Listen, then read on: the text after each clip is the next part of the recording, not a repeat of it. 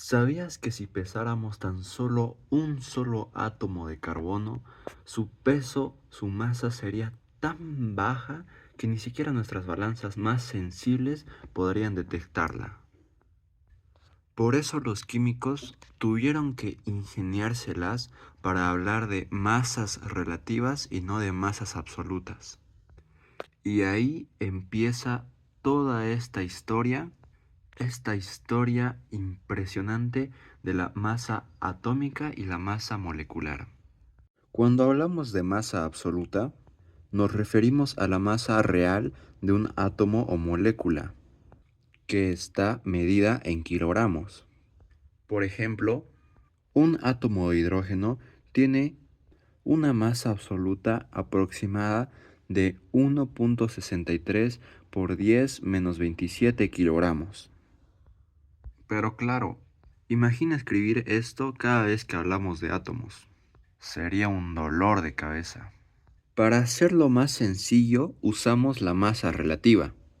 La masa atómica relativa compara la masa de un átomo con la 12ª parte de la masa del carbono 12. Así, el hidrógeno tiene una masa relativa aproximadamente de 1, el oxígeno de 16 y así sucesivamente. Y esto hace que trabajar en química sea mucho más práctico. Masa atómica y molecular. La masa atómica relativa se refiere al promedio ponderado de todas las masas de los isótopos de un elemento, teniendo en cuenta su abundancia. Por ejemplo, el cloro tiene una masa relativa de 35,5 porque combina con los isótopos cloro 35 y cloro 37. Cuando hablamos de masa molecular relativa, nos referimos a la suma de las masas atómicas relativas de todos los átomos que forman una molécula.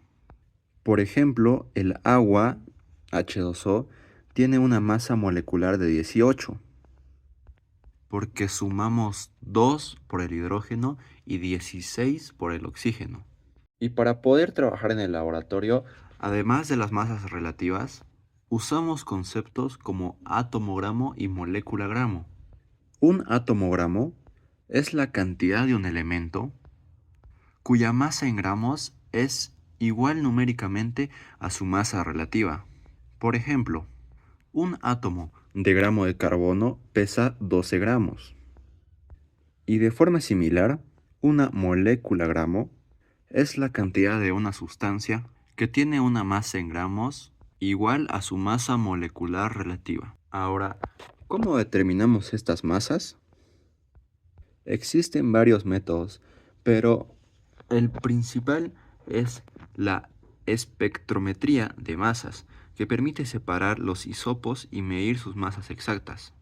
Otro método es el análisis químico, donde se determina la composición de un compuesto y se calcula la proporción de cada elemento.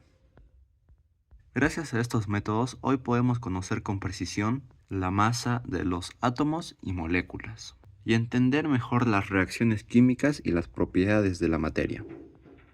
En resumen, aunque no podamos pesar un solo átomo en una balanza, podemos conocer su masa y trabajar en base a ella gracias a las masas relativas, al concepto de mol y otros métodos más modernos como la espectrometría.